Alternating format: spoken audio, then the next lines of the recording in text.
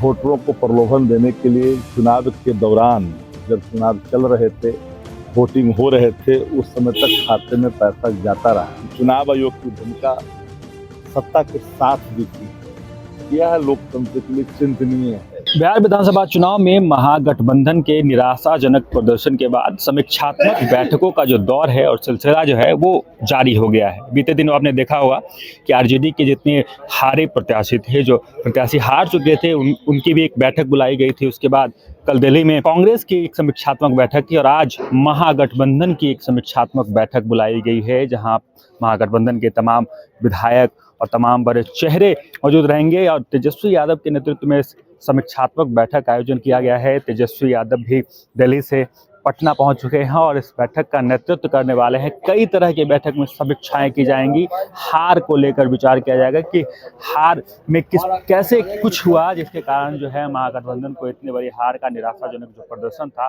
वो झेलना पड़ा है। और कई तरह की बातें भी निकल कर सामने आ रही है इस बैठक से।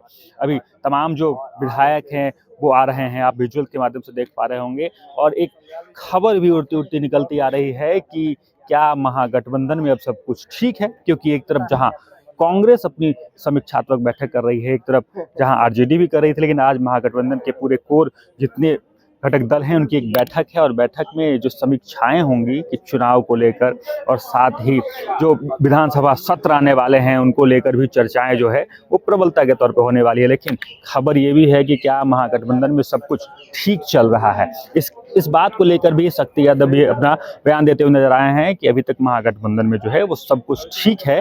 लेकिन उड़ती उड़ती ये भी खबरें हैं कि अगर दोनों तरफ अपनी अपनी बैठकें चल रही हैं, एक तरफ जहां आरजेडी ये कह रही है कि हमारे वोट बैंक के कारण जो है कांग्रेस की जीत हुई, वहीं कांग्रेस भी इस तरह के बयान लगातार दे रही है और इस तरह की बातें जो निकल कर सामने आ रही है, तो खबर ये भी निकल कर सामने आ जाता है कि क्या महागठबंधन के अंदर अब सब कुछ ठीक है। क्योंकि एक निराशाजनक प्रदर्शन के बाद, एक महागठबंधन का जो निराशाजनक प्रदर्शन हुआ है, उसके बाद तमाम जो समीक्षाएं का दौर है वो बड़ी प्रबलता के साथ जो है महागठबंधन में चलता हुआ दिख रहा है।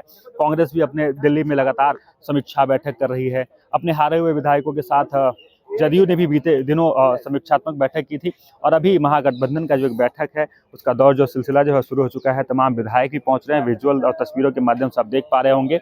हम छोड़े जाते हैं शक्ति यादव के बयानों के साथ।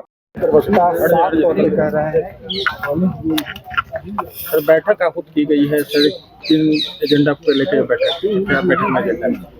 देखिए, सत्र की शुरुआत होनी है जिसमें शपथ और प्रतिज्ञान भी होने हैं, फिर स्पीकर के चुनाव भी होने हैं। पूरा महागठबंधन के जो विधायक है एक साथ बैठ कर अपने आने वाले कल के रणनीति पर सदन में क्या रोल होगा उस संदर्भ में अपनी विस्तृत चर्चा करेंगे। क्योंकि पूरा जो जनादेश है बिहार का, हम लोगों ने बधाई भी दिया, लेकिन ये जनादेश मशीनरी मैनेजमेंट पर आधारित है।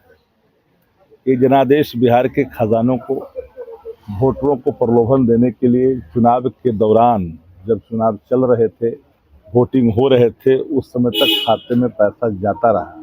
चाहे वो 17,000 करोड़ जीएसटी एडवांस का मामला हो या 14 करोड़ से अधिक जो विश्व बैंक के कर्जे का पैसा था, सब वोट को खरीदने में लगाया गया।